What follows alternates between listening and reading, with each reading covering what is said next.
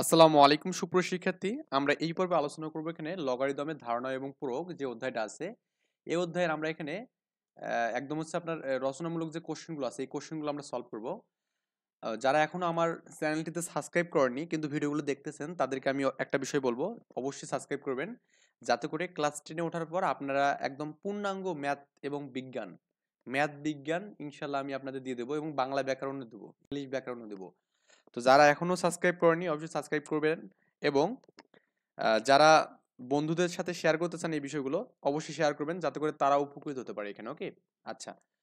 তো অবশ্যই সাবস্ক্রাইব করবেন যাতে করে আপনাকে বিনা টাকায় বিনা একদম ফ্রিতে আপনি এসএসসিটাকে একদম ম্যাথ এবং বিজ্ঞানকে কভার করতে পারেন। ওকে, আমার চ্যানেলে লেগে থাকলে আপনি জানুয়ারি থেকে ডিসেম্বরের মধ্যে সব কমপ্লিট করে নেবে পাবেন নাকি একদম ফ্রি।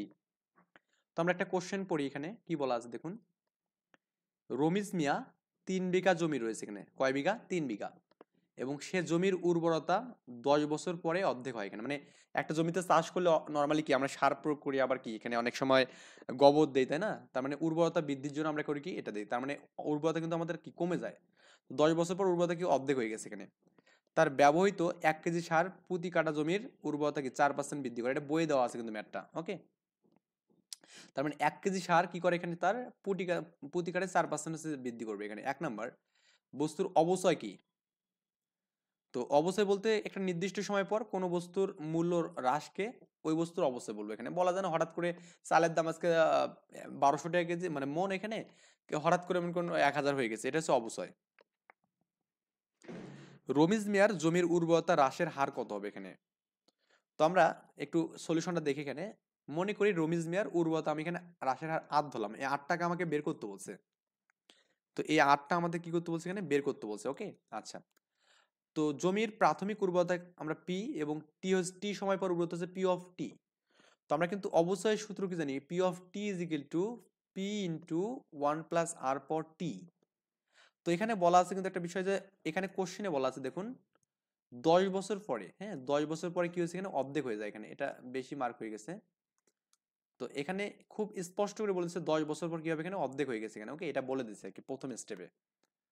সো আমরা এখানে তার মানে 10 বছর হচ্ছে আমাদের কি, এটা টি এর মানটা এখানে সময় 10 বছর, এই যে সময় 10 বছর এবং এই পি অফ টির মানটা কি হয়েছে এখানে, পি যেটা ছিল তার অর্ধেক হয়ে গেছে এখানে। ওকে, উর্বরতা অর্ধেক হয়েছে, এই যে দেওয়া আছে এখানে।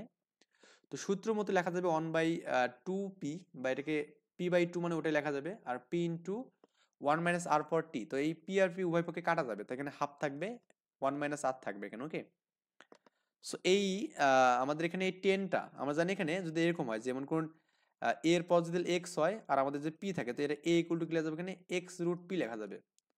তো এখানে আমাদের ওই একইভাবে এখানে 10 পাওয়ারটা আছে বিধায় কি 10√হাফ লেখা যাবে। তো এটাকে ক্যালকুলেশন করে দেখবেন এই মানটা, আপনি ক্যালকুলেটরে এই মানটা কিন্তু অপশন পাবেন এখানে বসার মতো। ওকে, আচ্ছা। তো এখানে 1 - আর, তো এই 8টাকে যদি আপনি এই পাশে নিয়ে নেন এবং এই মানটাকে যদি এই দিকে নেন তাহলে আমাদের কি 1 - এটা হবে। এটা করলে আমাদের দেখবেন যে আমাদের 0.067 পাবেন আর কি। ওকে, তো এটাই আমাদের এখানে ওই এককের উর্বরতা হার বৃদ্ধি করতে হলে 100 দিয়ে গুণ করলে আমাদের হবে। তো 100 দিয়ে গুণ করে দেখবেন যে আমাদের 6.7 পাবেন। এটা হচ্ছে আমাদের রমিজ মিয়ার প্রতি বছরে জমির উর্বরতা এত পার্সেন্ট করে বৃদ্ধি মানে হ্রাস পাচ্ছে এখানে, হ্যাঁ প্রতি বছরে। 10 বছরে যেহেতু অর্ধেক হয়েছে তার মানে প্রতি বছরে কি 6.7 করে হ্রাস পাচ্ছে এখানে। রমিজ মিয়া তার জমির উর্বরতা ঠিক রাখতে কি পরিমাণ সার ব্যবহার করেন এখানে? তো এখানে সে কিন্তু 1 কেজি সার কিন্তু কি করে বলুন তো, এখানে চার, মানে এটা আমাদের একটু বুঝতে হবে এই জিনিসটা। প্রতি 1 কেজি সার কি করে এখানে 4 কাঠা মানে 4% বৃদ্ধি করে এখানে, প্রতি কাঠা জমি 4% বৃদ্ধি করে এখানে। তো এখান থেকে আমরা এখানে কাজটা করব। তো এখানে রমিজ মিয়ার কি আছে 3 বিঘা জমি, তো 3 বিঘা জমি মানে কি এখানে আমরা জানি 20 কাঠা মানে 1 বিঘা। তো 3 × 20 মানে কি 60 কাঠা হবে এখানে। তো খ হতে পাই আমরা কিন্তু এখানে দেখতেছি রমিজ মিয়ার উর্বরতা হ্রাসের হার কত এখানে 6.7। ওকে, তো 1 কেজি মানে 1 কাঠা জমির উর্বরতা 4% বাড়াতে সার প্রয়োজন কত এখানে 1 কেজি। তাহলে 1 কাঠা জমির উর্বরতা যদি আমি এত পার্সেন্ট করতে চাই 6.7 করতে চাই, তাহলে আমাদেরকে 1/4 ইন্টু 6.7 করতে হবে ঐকিক নিয়মে এখানে। হ্যাঁ, কি করতে হবে ঐকিক নিয়ম, তো ঐকিক নিয়মে এটা তো আমাদের ভাগ হবে আর এই মানটা আমাদের কি গুণ হয়ে উপর চলে যাবে এখানে। তো এটাকে এটা দ্বারা ভাগ করবো এখানে, এটা করে যে মানটা পাবো সেটা হচ্ছে আমাদের কি 6.7% বাড়ানোর জন্য আমাদের লাগবে আর কি সার। তাহলে 60 কাঠা জমির উর্বরতা 6.7 বাড়াতে আমাদের লাগবে কত এখানে ওই 60-এর সাথে আমাদের উপরের মানটা গুণ হবে অ্যান্ড 4 ভাগ হবে এখানে।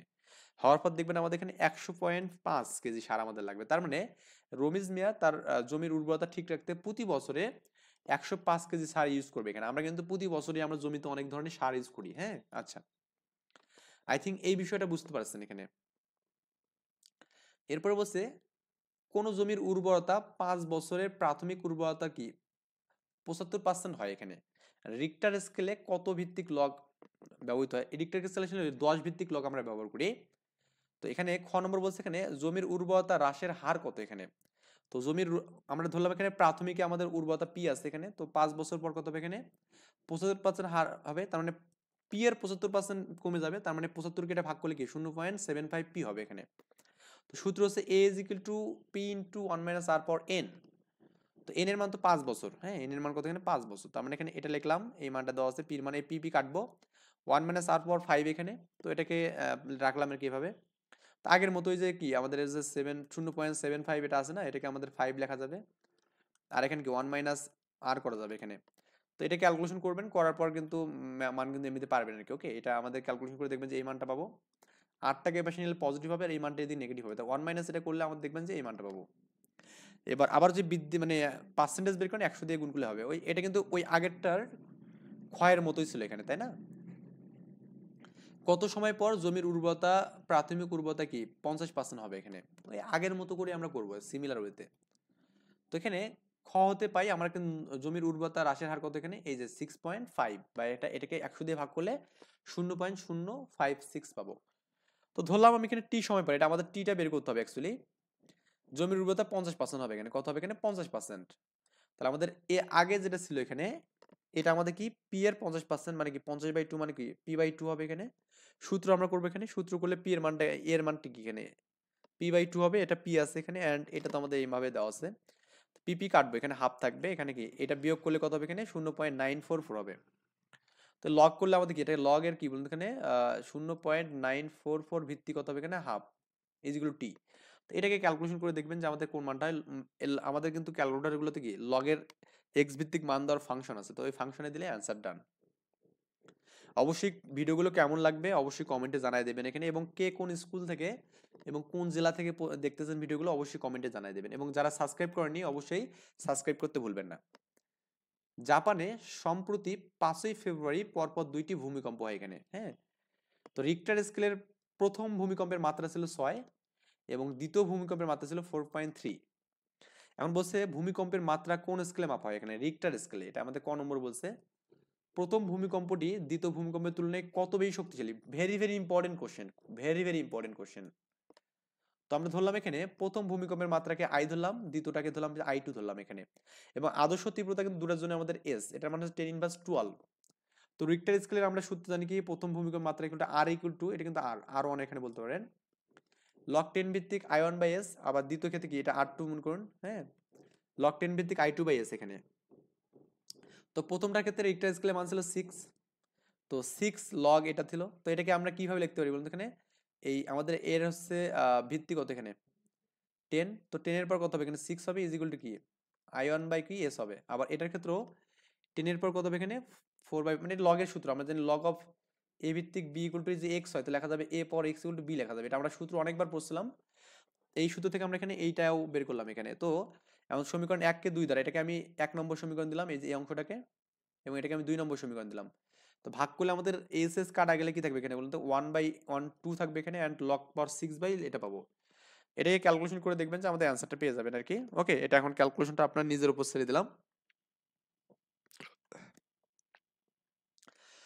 কোন একটি স্থানে ভূমিকম্পে জাপানের দ্বিতীয় ভূমিকম্পের তুলনায় 3 গুণ হবে, ওই স্থানটির ভূমিকম্পের মাত্রা কত এখানে। তো 3 গুণ মানে কি, যদি আমাদের ওই জাপানের একটি স্থানের ভূমিকম্প আই ধরি তাহলে আমাদের কি হবে 3i হবে এখানে, তাই না? তো এখন এইটার দিয়ে আবার এই সেম সূত্র করলে কিন্তু হয়ে যাবে এখানে। তো ধরলাম আমি তৃতীয় স্থানটা হচ্ছে I3 ধরলাম, আর দ্বিতীয় এখানে ধরলাম I2 এখানে। তো আমাদের সত্য মতো কি বলা আছে এখানে, এই যে এই তীব্রতাটা কি হবে কি এই জাপানের যে ভূমিকম্পটা হয়েছিল এখানে দ্বিতীয় ভূমিকম্প তার 3 গুণ এখানে। তো রিক্টার স্কেলে মাত্রা আমরা দ্বিতীয়টাকে জানি এখানে। ওকে, এটা লাগবে না এখানে অবশ্য। সো আমাদের অজানা যে ভূমিকম্পের মাত্রা সেটা আমাদের কি এটা লেখা যাবে এখানে, হ্যাঁ আই লগ 10 ভিত্তিক এখানে I3/s, তার মানে এই I3 মানে কি 2 হবে এখানে। সো এখানে একটু ভালো করে খেয়াল করতে হবে এখানে। একটু ভালো করে খেয়াল করলে আমাদের অ্যান্সারগুলো হয়ে যাবে কিন্তু এখানে, সেটা হচ্ছে কি, এই যে মানটা এখানে আমাদের এটা লগ 3 এখানে, আর লগ কি আমাদের বলুন তো এখানে, আমাদের এই যে গুণ আছে না, লগের ক্ষেত্রে মনে করুন AB আছে, তো এটা মানে লেখা যাবে কি, যোগ লেখা যাবে log A plus log B করা যাবে এখানে। এখানে লগ 3 করলাম এবং লগ কি আমাদের I2/3 করলাম, ওকে। তো এই মানটা আমরা কিন্তু জানি এখানে, এই মানটা হচ্ছে জাপানের যে রিক্টার স্কেলের মাত্রা, সেটা কত ছিল এখানে, এই যে 4.3, এটা আমাদের বই দেওয়া আছে। আর লগ 3 কে ক্যালকুলেশন করে দেখবেন যে আমাদের এখানে 0.84 পাবেন, 48 পাবেন এখানে। তো এটাকে যোগ বিয়োগ করে দেখবেন যে আমাদের এই মানটা পাবেন আর কি। তো এটা ওই স্থানে ভূমিকম্পের মাত্রা হচ্ছে আমাদের 4.78। কোন একটি শহরের জনসংখ্যা দেওয়া আছে এখানে আমাদের, ওকে। ওই শহরে করোনা ভাইরাসের সংক্রমণ শুরু হয় এখানে। তো ভাইরাসটি প্রতিদিন 1 জন থেকে 4 জন মানুষ সংক্রমণ, মানে 1 জন থেকে 4 জন, 4 জন থেকে তারপরে কি 4 4 16 জন, 16 জন থেকে 64 জন, এভাবে যাবে আর কি। তো প্রতিদিন 3 জন মানুষ ভাইরাসটি দ্বারা আক্রান্ত হয় এখানে, হ্যাঁ, প্রতিদিন 3 জন মানুষ আক্রান্ত হয়। তো লগ 10 ভিত্তিক জনসংখ্যা মানে কত লেখা যাবে এখানে, তো এটাকে লেখা যাবে কি, লগ 10 ভিত্তিক জনসংখ্যা মানে এই মানটা দেওয়া আছে এখানে, তো এটা মানে কি 10 এর পর 5টা শূন্য, তার মানে এখানে 10 ভিত্তিক 10 এর পর 5, তো 5 কিন্তু পাওয়ার সামনে যাবে, আর এটা 10 ভিত্তিক 10 মানে কি 1 জানি আমরা, জানি লগ A ভিত্তিক A মানে কত 1। টি সময় পর আক্রান্ত সংক্রমিত রোগীর সংখ্যা বীজগণিতিক রাশির সাহায্যে প্রকাশ করে এবং তৃতীয় দিনে মোট কতগুলো রোগ আক্রান্ত হবে সেটা আমাদের লিখতে বলছে। দেওয়া আছে শুরুতে আক্রমণ সংখ্যা P(0) ইকুয়াল টু কত, 3 জন, 3 জন না 4 জন, ও এখানে বলছে প্রথম দিনে 3 জন আক্রান্ত হয় এখানে, হ্যাঁ? এবং প্রতিদিনে 1 জন থেকে 4 জন হয় এখানে, যাক 1 জন তো থাকবেই, ওখানে 1 জন প্লাস ওই ওখান থেকে 1 জন থেকে 3 জন, 3 আর 1 4 জন এখানে, ওকে। আচ্ছা, বোঝেননি, প্রথমত 1 জন তো আক্রান্ত আছেই, তো এখান থেকে আরো 3 জন আক্রান্ত হয়েছে এখানে, 1 2 1, তাহলে 3 আর 1 4 হবে না। আচ্ছা, টি সময় পরে আমাদের এখানে আক্রান্ত P1, এখানে ধরলাম যে চক্রবৃদ্ধি মুনাফা হচ্ছে আমাদের P1 equal to P0 1 plus R, এটা ধরলাম। P0 এর মান 3 দেওয়া আছে এখানে, 1 প্লাস এখানে R এর মান কি বলুন তো এখানে, প্রত্যেক হারটা কত, 4 জন করে যাচ্ছে এখানে, আর টির মানটা বের করবো আমরা এখানে। তো 3 আর এটা 5, 5 এর পর টি এখানে, তো এটা কত হবে, টি সময় পর মোট আক্রান্ত রোগীর সংখ্যা কত হবে এখানে, 5 ইন্টু টি এর পর, মানে 5 এর পর টি হবে এখানে, অ্যান্ড প্রথম 2 দিনে আক্রান্ত সংখ্যা কত হবে এখানে। তো আপনি যদি টি এর মানটা 2 দেন, তাহলে আমাদের কি 5 5 25, 3 25 75 হবে, অ্যান্ড তৃতীয় দিনে যে বের করেন তাহলে আমাদের কত হবে এখানে, এই কিউব করলে যে হঠাৎ 375 হবে এখানে, তার মানে তৃতীয় দিনে মোট আক্রান্ত কত হবে এখানে, ওই বাদ দিলেই কিন্তু হয়ে যাচ্ছে এখানে, ওকে। তৃতীয় দিন থেকে আগের দিনগুলো বাদ দিলে হয়ে যাচ্ছে, তার 300 জন। তো এরপরে আমাদের কোশ্চেন বলছে এখানে যে কততম দিনে শহরটিতে 80% মানুষ ভাইরাস দ্বারা আক্রান্ত হবে, 80% মানুষ। তো আমি ধরলাম যে শহরের জনসংখ্যা আমাদের পি ইকুয়াল টু দিলাম এখানে মানটা ইনিশিয়ালি, মনে করি টি দিন পরে 80% মানুষ রোগে আক্রান্ত হয়, তো আক্রান্ত রোগীর P1 হলে, তো P1 ইকুয়াল টু কি 80/100 লেখা যাবে ইন্টু পি, মানে যেহেতু 80% পার্সেন্ট মানে কি, একটা ইনিশিয়াল পয়েন্ট হচ্ছে পি আছে, পি এর 100%, পি ইন্টু 80 এখানে 100 লেখা যাবে, তার মানে এখানে এই পি এর মানটা আমাদের দেওয়া আছে এখানে 10^5, এটাকে ক্যালকুলেট করলে দেখবেন যে আমাদের এখানে 8 এর পাওয়ার 8 ইন্টু 10^4 পাবেন এখানে, ওকে। চক্রবৃদ্ধি সূত্র অনুযায়ী টি সময় পরে আক্রান্ত সংখ্যা কত হবে এখানে, P of 1 equal to P0 1 plus R power T এখানে। তো এই পি অফ 1 মানে কি আমাদের এখানে ইনিশিয়ালি যতগুলো মানুষকে আক্রান্ত হয়েছিল এখানে, তো এটা কত না 8 এর পর 10 5, তো ইনিশিয়াল P0 এটা করলাম এখানে, P0 এর মান হচ্ছে আমাদের কত এখানে, এই মানটা হচ্ছে আমাদের খ থেকে পেলাম কত 353, ওকে। এটা দ্বারা গুণ করে ভাগ করলে কত হবে এখানে, এই মানটা পাবো একটা, এটা ভাগ করে। আর এখানে আমাদের এটাকে যদি লগে কনভার্ট করি, তাহলে আমাদের লগ থেকে কি লেখা যাবে, লগ 5 ভিত্তিক 8 এর পর কি 4টে শূন্য এখানে বাই 3 ইজ ইকুয়াল টু টি এখানে। এই মানটা এখন ক্যালকুলেশনে বসাই দিলে কিন্তু আমাদের অ্যান্সারটা হয়ে যাবে এখানে, ওকে। একটা সময় পাবেন আর কি, যাজ্ঞা। আশা করি যে এই ম্যাথটা পারবেন আর কি। এখন বলছে ফারুক নবম শ্রেণীতে পড়ে, পড়ুক সমস্যা নাই। সে কয়েক বছর ধরে লক্ষ্য করছে তাদের জমিতে আর আগের মতো ফসল হচ্ছে না, হ্যাঁ। তাই সে একদিন উপজেলা কৃষি কর্মকর্তাকে ডেকে আনলো এবং কৃষি কর্মকর্তা পরীক্ষা নিরীক্ষা করে জানালেন যে ফারুকদের জমিতে প্রতি বছরে 5% হারে উর্বরতা হারাচ্ছে। তো এই ম্যাথটা হচ্ছে আমাদের প্রথম ম্যাথের মতো এখানে, একদম সিমিলার হচ্ছে প্রথম ম্যাথ, এটা আমাদের এখানে কি কত করে হারাচ্ছে, এটা আমাদের এখানে ওই একই টাইপের ম্যাথ আর কি। এটা একটু আমি ঝাপসা করে বলবো। কৃষি কর্মকর্তা আরো বললেন জৈব সার ব্যবহারে উর্বরতা ফিরে পাওয়া সম্ভব, প্রতি বছরে জৈব সার 1 কাঠা জমির জন্য 8% বাড়ানো সম্ভব এখানে। এই মানটা আমাদের ক্যালকুলেশন ক নম্বর এখানে, তো 5 লগ 7 ভিত্তিক 1/47 এখানে, ওকে। তো এটাকে লেখা যাবে এখানে কি, এই 49 মানে কি 7 এর উপর স্কোয়ার, তার মানে ইনভার্স লেখা যাবে উপর উঠলে। তো এই 7টা আমাদের উপর আসলে কত হবে এখানে, -2টা আসলে 10 হবে এখানে, আর এই এটা মানে কি 1 হবে এখানে, তো -10 অ্যান্সার। ফারুকদের জমিতে জমি পরিমাণ 2 বিঘা হলে, এখানে কয় বিঘা, 2 বিঘা হলে পুরো জমিতে উর্বরতা ঠিক রাখতে কতটুকু জৈব সার লাগবে? তো 20 কাঠা মানে হচ্ছে 1 বিঘা আমরা জানি এখানে, তার মানে 1 কাঠা জমির উর্বরতা বৃদ্ধি, মানে 1 কাঠা জমির জন্য আমাদের কি 8% বাড়াতে 1 কেজি সার লাগবে এখানে, এটা বলা আছে। এবং তাহলে 1 কাঠা জমির উর্বরতা 5% বাড়াতে কি লাগবে এখানে, 5/8 লাগবে, 5/8। তাহলে 2 বিঘা মানে কি 2 ইন্টু 20 মানে কি 40, 40 কাটার জন্য কত হবে, 40টা উপর যাবে এখানে, তার মানে কাটাকাটি করলে কি 2 দিয়ে কাটলে 4 হবে এখানে, আর 4 পাঁচা 20 মানে 25, 5 পাঁচা 25 হবে এখানে, মানে এত কিছু সার লাগবে। ওকে, জাস্ট ঐকিক নিয়মে ম্যাথটা মারি দিছি, তাহলে হয়ে গেছে। গ নম্বর বলছে এখানে উর্বরতা 45% কমতে কত সময় লাগবে এখানে, এটা বের করতে বলছে। একদম সিমিলার ম্যাথ, একদম সিমিলার।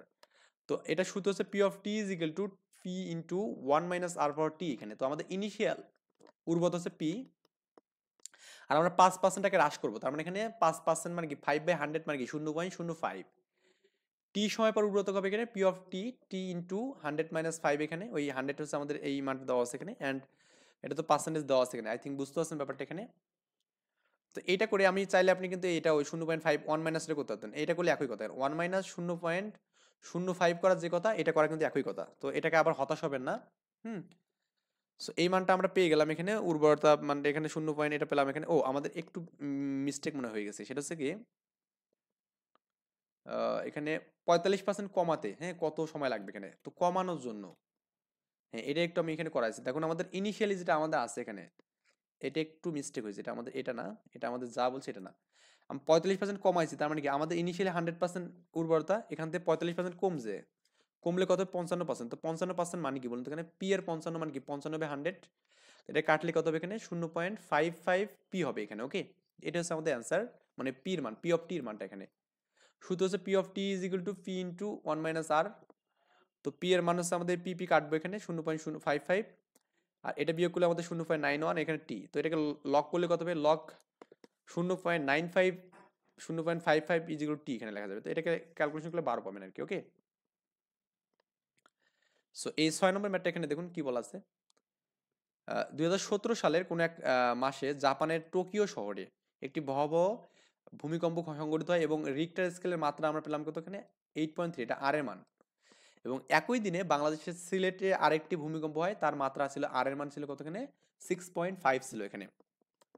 তো আরেকটা আমাদের দৃশ্যকল্প বলছে 2 নম্বর, কোন যন্ত্রের তীব্রতা দেওয়া আছে এখানে আমাদের এই 85 থেকে 100 ডেসিবেল, হ্যাঁ, সিলেটে সংঘটিত ভূমিকম্পের চেয়ে টোকিওতে কত গুণ বেশি ছিল, এটা আমাদের ভেরি ভেরি ইম্পর্টেন্ট, বলবো আমি ভেরি ভেরি। এরকম কোশ্চেন আমাদের প্রচুর পরীক্ষা আসে কিন্তু। ওকে, তো টোকিওটাকে ধরলাম I1, সিলেট ধরলাম I2 ধরলাম, আর আদর্শ হচ্ছে এস। তো টোকিওতে রিক্টারের মান আমাদের এখানে 10 I1/S, আবার সিলেটে কি 10 লগ 10 ভিত্তিক I2/S বললাম। তো দুটাকে ভাগ করলে আমাদের অ্যান্সার শেষ। আমাদের জানি সিলেটে কত এখানে 8 পয়েন্ট, আর টোকিওতে দেওয়া আছে এখানে, এই দুটাকে ভাগ করব। তো ভাগ করলে আপনি যেটা পাবেন এখানে দেখুন এই এস কাটা যাবে এখানে, হ্যাঁ, তাহলে I1/I2 পাবেন এখানে, অ্যান্ড আমাদের এখানে কি এটাকে লগ ভিত্তিক যদি করে নেন এখানে, এটাকে যদি লগ ভিত্তিক করে নেন, লগ 10 কাটা যাবে, তাই না, এটা আমাদের তো 10 কাটা যাবে এখানে, বা আপনি যেখান থেকে যে করেন এই জায়গা থেকে, এটা একটা আর এটা একটা। তো আমাদের লগ 8.3 আর লগ 6.5, এটা বিয়োগ করলে কত হবে এখানে, এই মানটা আছে 1.8 হবে।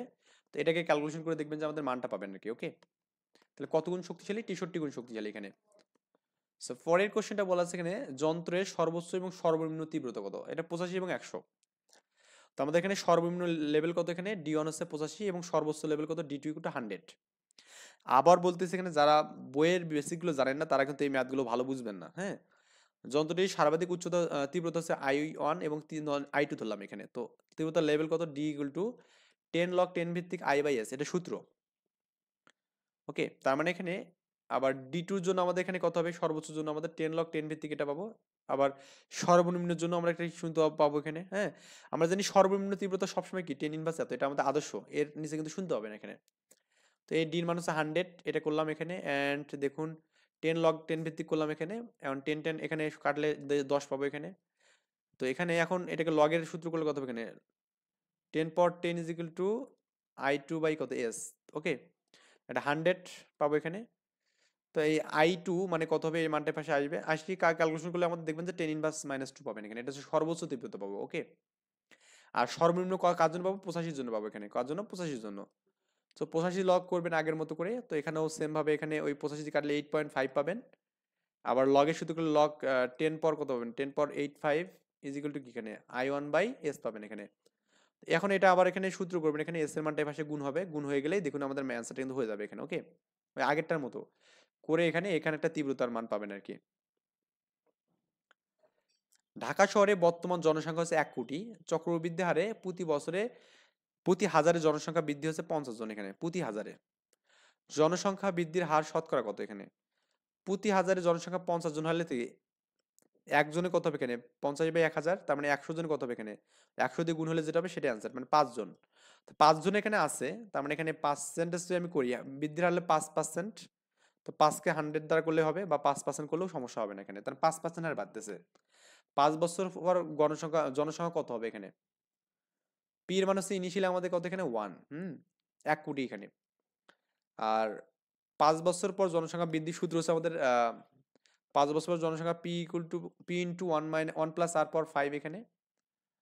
তো 1 এখানে তো কোটি এখানে বুঝেছে, হ্যাঁ, 1 প্লাস এটা হবে এখানে, অ্যান্ড এটা গুণ টুন করে দেখবেন যে এখানে 1.8 এত কোটি, কিন্তু এটা আমাদের 1 বলতে আমাদের এখানে এমন মনে করেন না, হ্যাঁ, 1 কোটি। কত বছর পর ঢাকার জনসংখ্যা এখানে 3 কোটি হবে, তার মানে এবারে আমাদের 3 কোটিটা ধরে নিয়ে করতে হবে। তার মানে আমি ধরলাম এখানে ইনিশিয়ালি n বছর পর ঢাকার জনসংখ্যা কত এখানে 3 কোটি, তার মানে এখানে n equal to a equal to 3ap, হ্যাঁ, 3p মানে 3 কোটি। ইনিশিয়াল জনসংখ্যা ছিল p, তো p এর 3, 3p এখানে। সূত্র হচ্ছে আর এর মান তো এখানে পালাম এখানে খ থেকে, a p 1 প্লাস আর পর n, তো p এর মান হচ্ছে, এর মান হচ্ছে 3p, pp কাটবো 3, আর এটা এই দুটো যোগ করলে কত হবে এখানে 1.05, এটাকে লগ করলে কত হবে এখানে লগ 1.05 এর পর 5 ইকুয়াল টু n এখানে। ওকে, এটা করলে হবে। So, এই তো আমাদের বিষয় এখানে।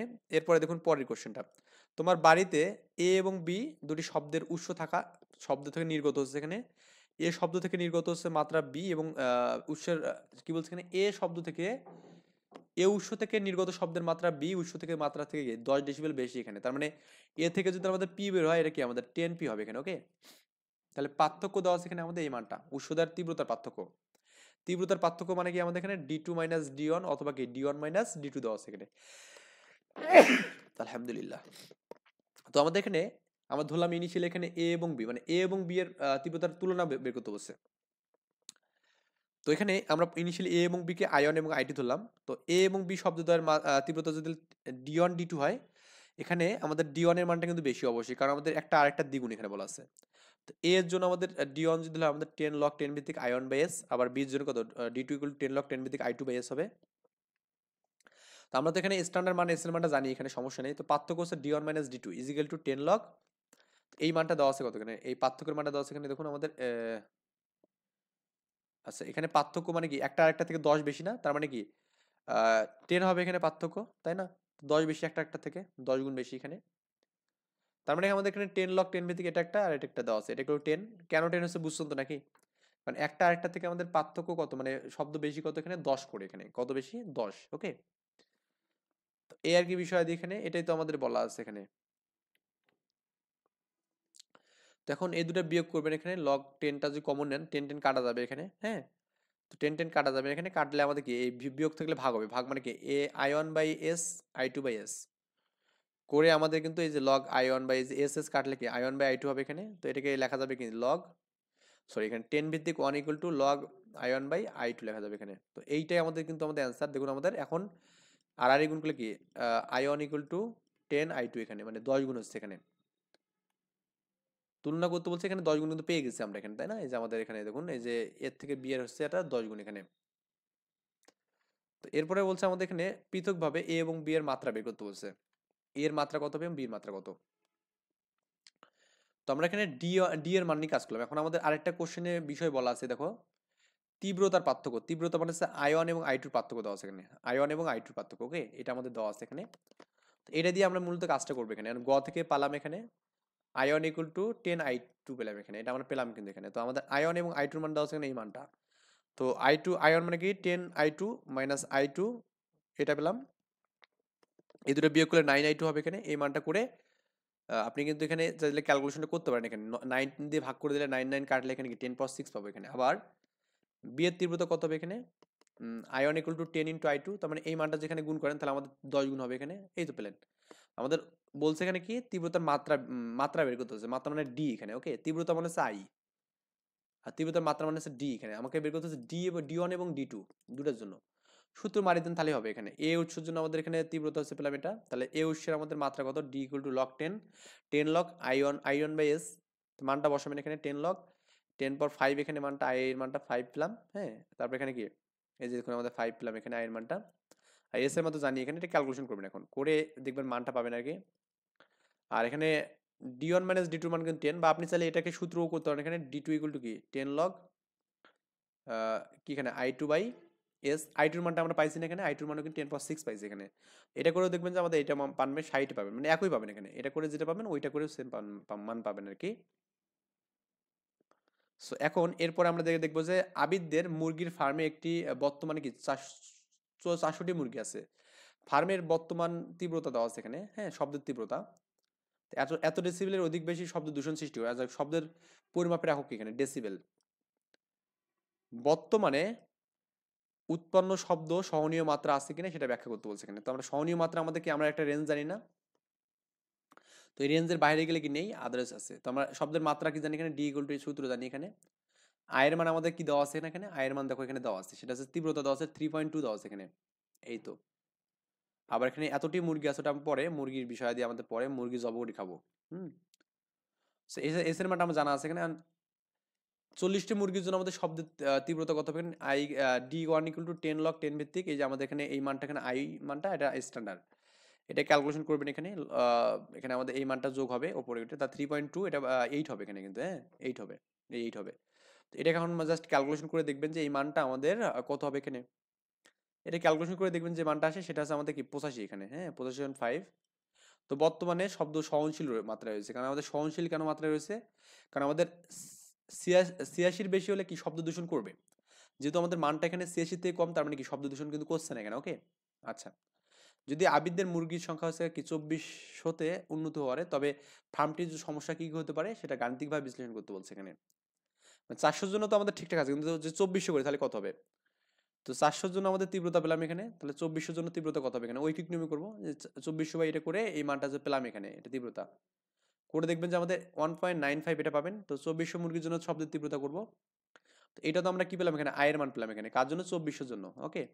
আর এটা তো আমাদের সবসময় স্ট্যান্ডার্ড মান, তো এর জন্য আমরা মানটা পেলাম কত, 92 এটা ক্যালকুলেশন করে দেখবেন যে 92 তার মানে আমাদের 93 পাচ্ছি এখানে, তার মানে এটা কিন্তু আমাদের কি শব্দের বৃদ্ধি দূষণ বাড়াচ্ছে এখানে, ওকে।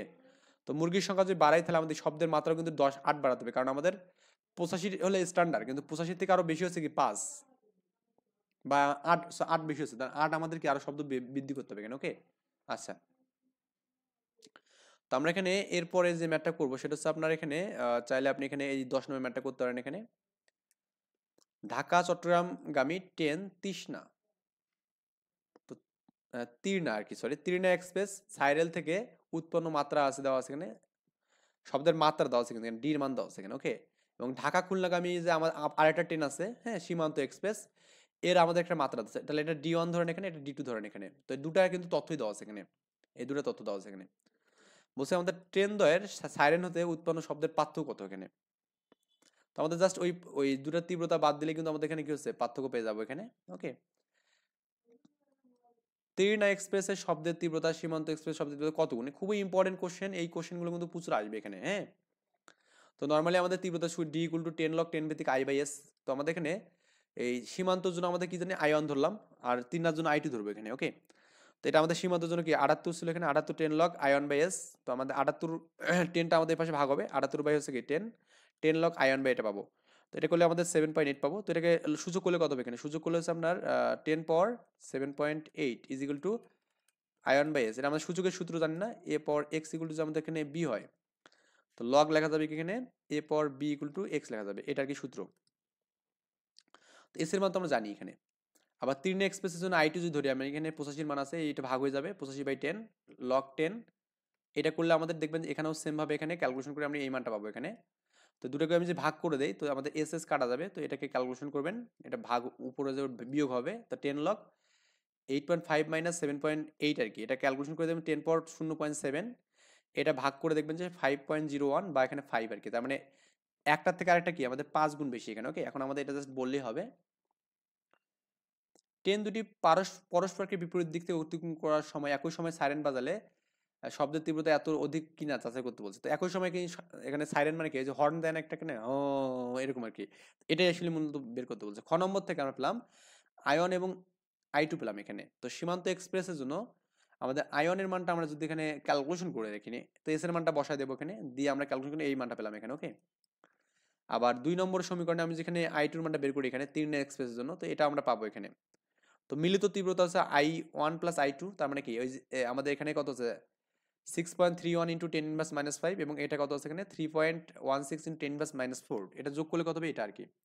তো মিলিত তীব্রতা হচ্ছে উৎপন্ন D equal to 10 log 10 I by S এখানে। তো আই মানে কি মিলিত তীব্রতা আর এটা তো আমাদের স্ট্যান্ডার্ড। তো এই মানটা দেখা যাচ্ছে 85 পাচ্ছি এখানে তার মানে 100 কিন্তু অধিক না এখানে। এটা হচ্ছে আমাদের অ্যান্সার। মানে আই থিঙ্ক এই ক্যালকুলেশনগুলো পারবেন এখানে। ক্যালকুলেটরে বসে দিয়ে জাস্ট মেরে দিবেন তাহলে আমাদের অ্যান্সার শেষ এখানে ওকে। তো এই আর কি মোটামুটি আমাদের এখানে ছিল। এখন আমাদের এই শব্দের তীব্রতা নিয়ে কাজ শেষ। এখন আমরা করবো কি নেক্সটে লগের ম্যাথ করবো এখানে। যারা এই ম্যাথগুলো যারা বোঝেননি অবশ্যই আমাকে কমেন্টে জানিয়ে দেবেন এবং যারা সাবস্ক্রাইব এখনো করেননি অবশ্যই সাবস্ক্রাইব করে জানিয়ে দেবেন যে ভাইয়া আমি সাবস্ক্রাইব করে দিচ্ছি এখানে ওকে।